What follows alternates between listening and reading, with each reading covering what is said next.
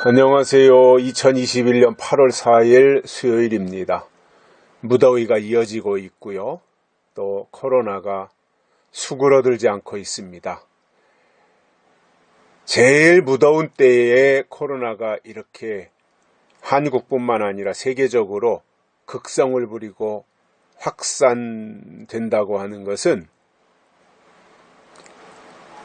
이것이 여름이 지나고 찬바람이 나는 가을로 그리고 겨울로 접어들게 되면 지금보다 훨씬 더 상황이 심각할 것이라고 하는 것을 예상하고 그에 대비해야지 이 상태로 무방비로 있다가는 그야말로 수습할 수 없는 상황을 맞이할 수도 있습니다. 지난주 금요일인가요? 토요일인가요? 미국의 CDC라고 하죠. 미국에 있는 우리나라의 질병청과 같은 질병방역본부인가요? 하는 그 CDC에서 발표한 내용이 있었습니다. 그게 뭐냐면 코로나는 예방접종 하나 안 하나 똑같다는 거예요. 코로나 백신을 맞아도 코로나에는 걸린다. 그리고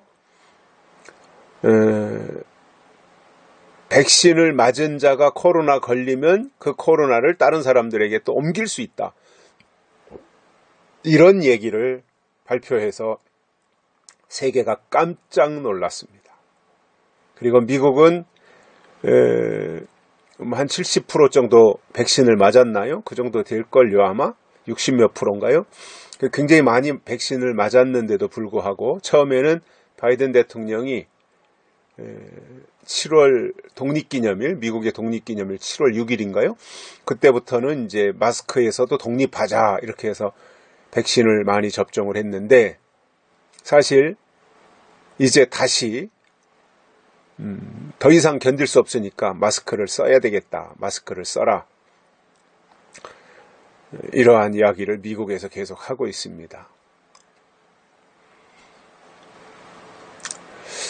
그러니까 백신이 코로나를 예방할 수 없다라는 결론을 내리고 있는 거거든요.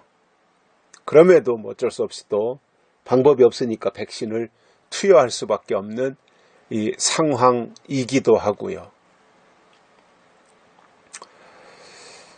이 상황을 어떻게 우리가 극복해내야 될지 참으로 난감한 상황인데 아마 우리나라 정부도 알고 있을 겁니다. 발표를 못하는 거지요.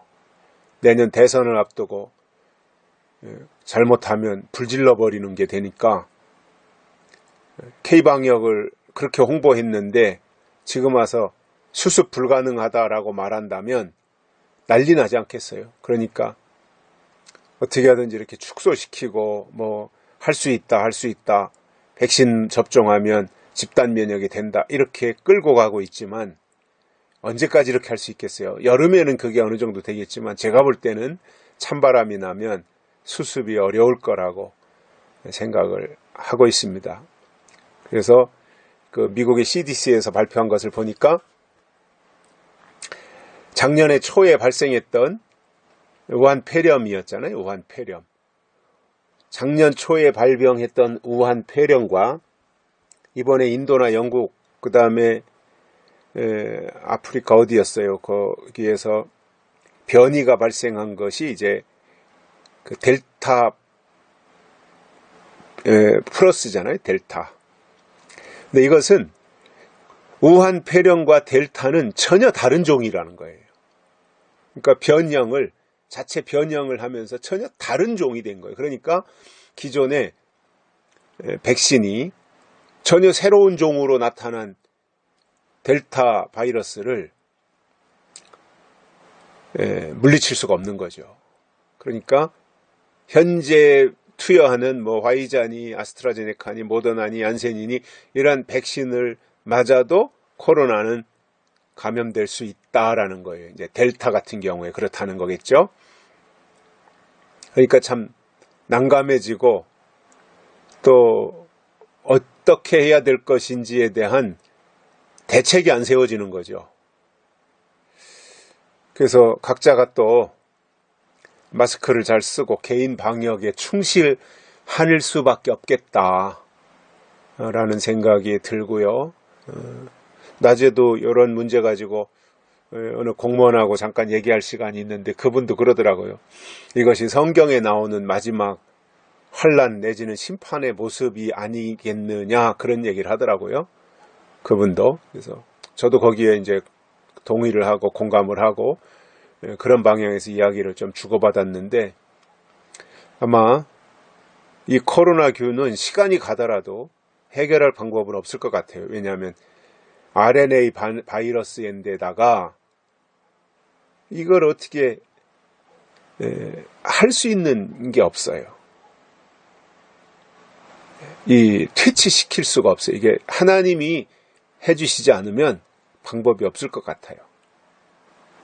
그래서 걱정이 돼서 한 번 더 말씀을 드렸습니다. 저도 더 주의하려고 합니다. 이마에 나 코로나 걸렸다, 나 코로나 감염자다, 이거 쓰고 다니는 게 아니니까. 모르잖아요. 그럼 어디 우연히 식당에 들어가서도 만날 수 있고 그런 사람들을 또 어디 마트에 갔다가도 만날 수 있고 그런데 어떻게 하겠습니까? 무방비 상태로 당할 수밖에 없는 현실이 참으로 안타까운데 각자가 주의하는 수밖에 없을 것 같고요. 오늘 말씀은 신명기 32장 15절입니다. 그러한데 여수룬이 살찜에 발로 찼도다. 네가 살찌고 부대하고 윤택함에 자기를 지으신 하나님을 버리며 자기를 구원하신 반석을 경홀히 여겼도다. 아멘. 그러한데 여수룬이 살찜에 이렇게 시작하고 있거든요. 여기서 여수룬은 이스라엘의 다른 이름입니다. 이스라엘을 말한 거예요. 여수룬이라고 하는 게. 이스라엘이 살찜에 발로 찼도다. 먹고 살만하니까 윤택해지니까 이제 딴 생각을 하더라는 거예요. 그게 뭐였냐면 여수룬이 살찌고 나서 달라진 그들의 태도가 뭐였냐면 자기를 지으신 하나님을 버렸어요. 하나님을 버렸어요. 그런데 이스라엘 여수룬이 하나님을 버리면 완전히 하나님을 등지고 어디 부처한테로 가든지 무슨 무당한테로 가든지 다른 신한테로 가든지 그렇게 한 것이 아니라 말로는 여호와 하나님을 말해요. 여전히 절기를 지키고 안식일을 지키고 자기들이 해야 될 도리는 철저하게 투철하게 잘합니다. 그런데 마음이 떠나는 거예요. 그리고 그동안에는 하나님 중심으로 살아왔다면 하나님은 건성이고 자기 중심으로 살아가는 것. 이것이 하나님을 버리는 거예요. 하나님 떠나가세요. 나 이제 하나님 싫어요. 나 하나님 안 믿어요. 하나님 없어요. 나는 이제 내 마음대로 살아요. 이렇게 해서 하나님을 부정하는 것이 하나님을 버리는 것이 아니라 내 마음속에서 하나님보다 다른 것을 더 비중 있게 생각하고 살면 그것이 하나님을 버리는 거예요. 진정한 신앙은 뭐예요? 모든 삶에 있어서 우선순위 첫 번째가 하나님으로 두고 살아가는 거. 이것이 신앙이고 믿음이잖아요.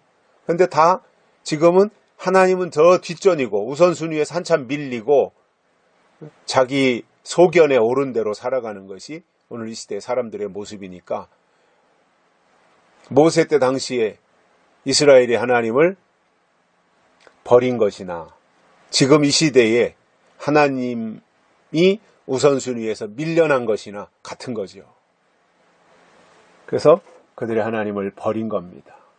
근데 배고프고 굶주리고 헐벗고 가난하고 할 때는 하나님을 의지하고 살더니 이제 그들이 살찌고 부대하고 윤택하게 되니까 배부르고 등 따은 거죠. 지금 말로 하면. 그러니까 하나님을 버렸다라는 겁니다.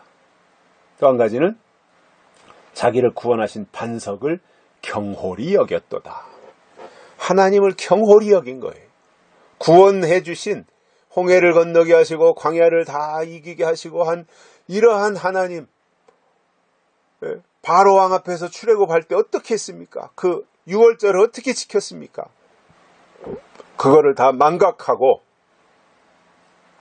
자기들을 구원하신 하나님을 경홀히 여기더라는 거예요. 업신 여기는 거죠.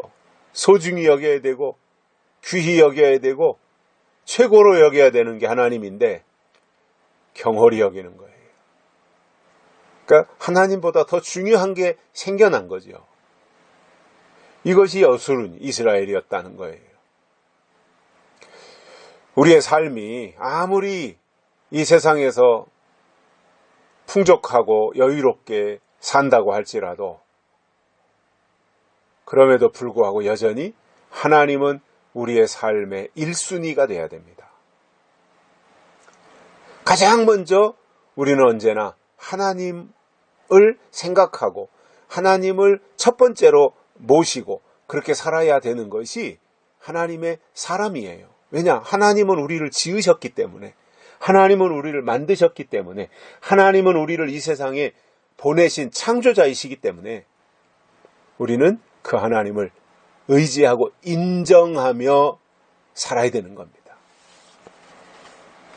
그것이 하나님이 우리에게 원하시는 것인데, 이 시대에도 보면 은혜 시대가 끝나면서 믿는 자들 속에 하나님에 대한 가치가 점점점 희석되어서 축소되고 다른 것이 그 자리를 차지해서 하나님보다 더 그것이 우선이 되는 이러한 현실들을 보면서 언제나 우리가 좀 잘 될 때도 그렇고 좀 잘 안 될 때도 그렇고 잘 된다고